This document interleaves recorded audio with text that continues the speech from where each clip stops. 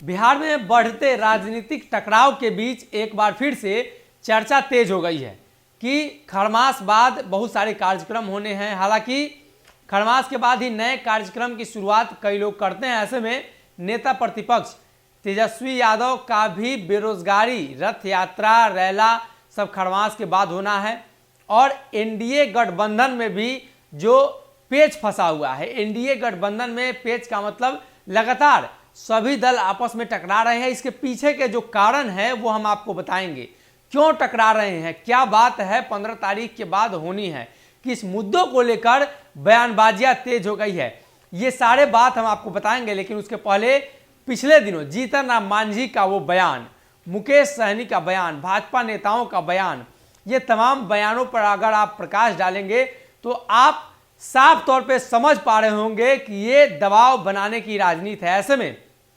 अब 16 तारीख यानी 15 तारीख के बाद 16-17 जब भी एक बड़ी बैठक रखी जाएगी और उस बैठक के पहले सभी पार्टियों के अंदर इंटरनल बैठक चल रही है। सूत्रों के मुताबिक ये इंटरनल बैठक में कई बड़े फैसले लिए गए हैं।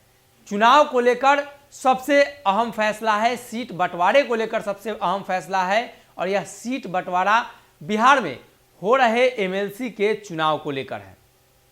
15 तारीख के पहले सभी पार्टियां अपनी बैठक कर चुकी हैं, यानी कर चुकी होंगी और आने वाले दिनों में वो अपना लिस्ट यानी उनके पार्टी से कौन कौन से लोग उम्मीदवार होंगे, ये सारी बातें गठबंधन में रख दी जाएगी। लेकिन गठबंधन के अंदर ये फैसला कैसे होता है, ये एक बड़ा सवाल है। तो आने वाले दिनों में अब एनडीए गठबंधन हो या महागठबंधन, 15 तारीख के बाद बड़ा घमासान देखने को मिलेगा, चाहे वो जीतन राम मांझी हो, मुकेश सहनी हो या अन्य दल हो। हालांकि मुकेश सहनी ने साफ कर दिया है कि आने वाले दिनों में एमएलसी चुनाव को लेकर उनकी जो मांग है, अगर उस मांग को पूरा नहीं किया जाता है तो उसके बाद वो विचार करेंगे कि गठबंधन में रहना है या नहीं रहना है।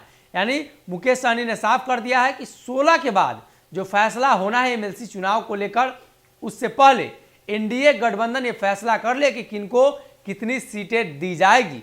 पार्टियों की इंटरनल बैठक चल रही है। कल भी आपने देखा था भाजपा की एक बड़ी बैठक पटना में बुलाई गई थी, तमाम जिला अध्यक्ष मौजूद थे, तमाम प्रकोष्ठ के लोग मौजूद थे। ये बैठक क्यों हो रही है, इसके पीछे का कारण क्या है? तो इसके पीछे का कारण यही बताया जा रहा है कि त्रिस्तरीय जो पंचायत चुनाव हुए हैं उसके द्वारा प्रतिनिधि चुनकर आते हैं, एमएलसी का चुनाव होता है, उसके पीछे का कारण वही है।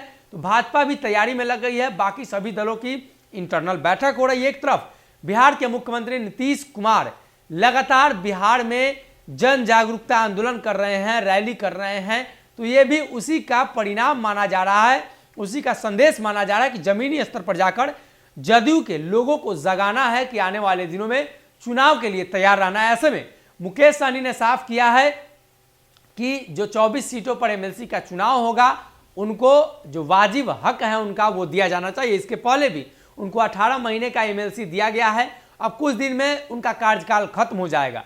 ऐसे में बड़ा सवाल यही है कि क्या मुकेश सहनी और जीतन राम मांझी जो एनडीए गठबंधन दल के अहम सहयोगी हैं, उनको कितने सीटों पर एनडीए मनाती है। खासकर ये फैसला मुख्यमंत्री नीतीश कुमार के हाथ में है और भाजपा के हाथ में है। ये दोनों बड़ी पार्टियां हैं एनडीए में और किस तरह से बंटवारा करती है, इसके बाद ही बिहार में एनडीए के गठबंधन पर फैसला हो पाएगा।